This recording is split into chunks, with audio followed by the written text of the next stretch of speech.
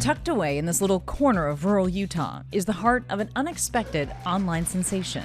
Okay, we are making dinner right now. I'm going to show you what I'm making. And I am about to make some homemade Cinnamon Toast Crunch cereal. Sheep's milk is really, really creamy.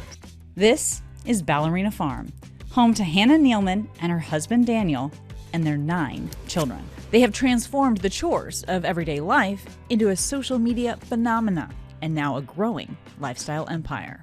This summer, they're opening the gates to the ranch and have invited us to an event featuring Hannah's first love, ballet, along with a farm-to-table dinner. This is the first time we've invited people onto something very near and dear to us.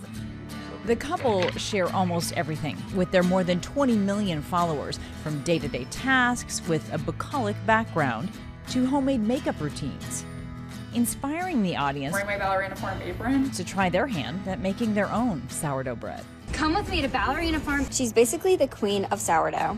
And to be frank, my Taylor Swift. If I'm not really behind my content 100%, then I don't want to share it. In 2024, she took social media by storm when she competed for the U.S. in a Mrs. World pageant only 2 weeks after giving birth to her 8th child. Their lifestyle has brought both praise and criticism, which they address head on. When people try to label you, they try to say things like trad wife. How does that make you feel? We try to just do our own thing. If we pay too much attention to the noise that sometimes the internet can throw at you, it's stifling. It's a distraction that we can't lean into.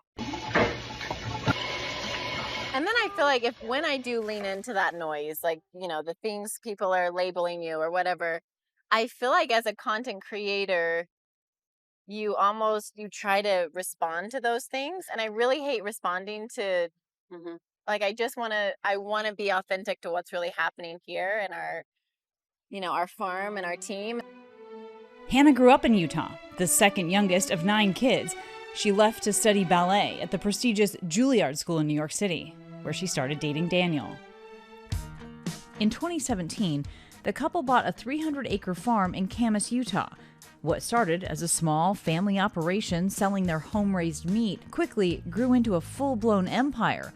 2 stores in Utah, as well as a website that ships some branded products all over the world. I knew that social media was going to be the most beneficial way for us to grow our business. It was a small farm. We had very little to sell, so we needed to, go direct to customers. And so I really tried to share the stories that were actually happening. We've been at it for 9 years now.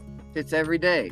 It's uploading stories, it's working hard, it's doing all the things, and we just, chip away at it. What does it mean to you to be authentic? Hannah and I, we whip our phones out and we're taking footage of things that are just happening real time. Not everyone wants to tune in to watch tractors and cows, but there's enough people out there that I think do. And then it's just a good segue to, one, teach them about what we're doing in agriculture.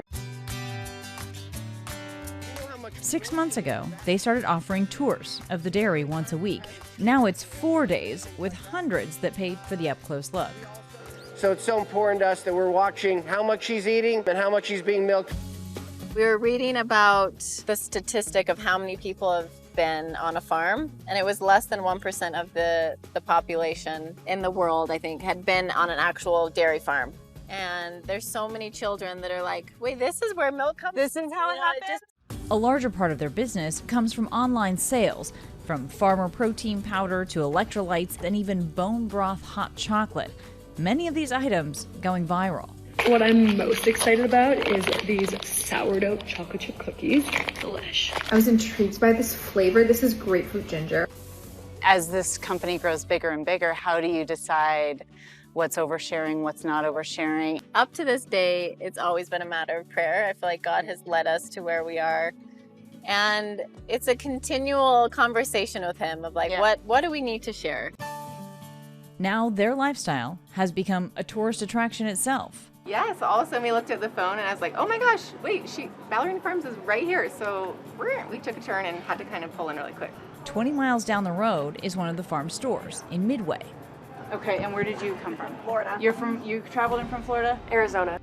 Many shopkeepers in Midway credit the Ballerina Farm phenomenon with bringing in much-needed visitors to this picturesque Swiss-looking town. It's drawing huge crowds of people.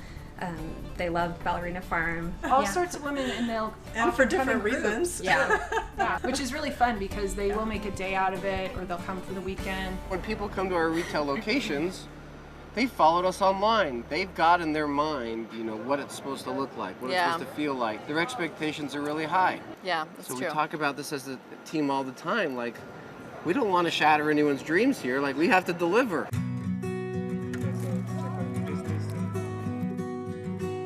Thank you for being here. Like Daniel said, this is the first time we've had people here in our homestead. Lots of you are coming from out of state, even out of country, and we're honored to share this evening with you. Expectations are high for the crowd of 150 back at the farm for the sold-out night of ballet and food.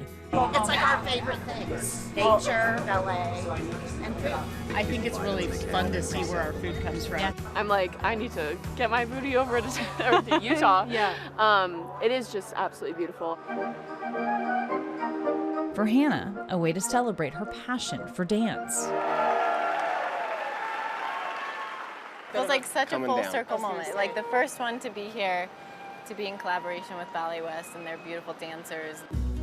Despite a little bit of rain, no one is missing the meat roasting over the open fire under the supervision of the farm's culinary director, Chef Tiffin. He moved to Utah after teaching the family at the prestigious Ballymaloo Cookery School in Ireland.